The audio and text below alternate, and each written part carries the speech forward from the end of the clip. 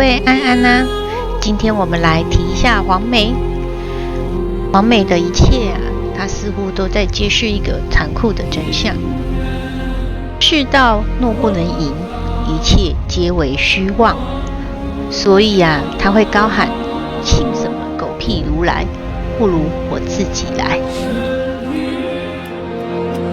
在黄梅的眼中，如来与他并无不同。一个早已得了果位，灵山高高在上；一个即将得到果位，小西天居手遮天。你以为如来佛祖是救苦救难的大善人，但在悟空的回忆里，你却能看到灵山的霞光瑞霭之下是害人的魔窟。否则金蝉子又为何看不得？灵山从来便是霞光瑞霭，山下却饱受苦难与天灾。都说啊，人要衣装，佛要金装。灵山啊，其实是佛祖的衣衫。若不披上这件衣衫，谁人知晓如来？若山下没有苦难，又如何显得灵山能消灾解难？金池长老也许过于失去分寸了，人人厌恶金池，人人皆是金池。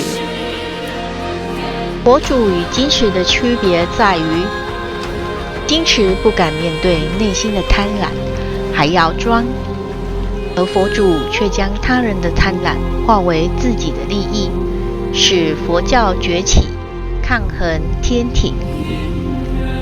这是佛祖与金池段位的差距。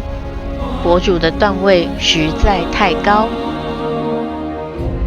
几百年前的一场灵山辩论，佛祖同时看见了两个人，一个是黄梅，他否定了佛教的表面模式，以苦修行方可解脱；一个是金蝉子，他否定了佛教的深层模式，有人高高在上，有人跪拜供奉。这场辩论之后，他们的命运如何？黄梅选择了反。若说《西游记》里的黄梅只为取代唐僧夺取果位，那么到了黑神话里，黄梅的野心更甚。如来能做的，他也能做，所以他大胆喊出：要什么如来果位，不如我自己来。而如来却从未动过黄梅，你可以说黄梅是弥勒的人，所以来未曾动他。但金蝉子呢？黄梅会告诉你，金蝉子犯了大错，重入轮回。悟空走了一趟西行，才明白，果位不过是让人自愿抠出嘴里的食物奉给佛祖罢了。但金蝉子转世之前早已看清这绝对有问题，所以他会问：凡诸众生皆有慧根，何以只有你我高高在上，而他人只能跪拜烧香？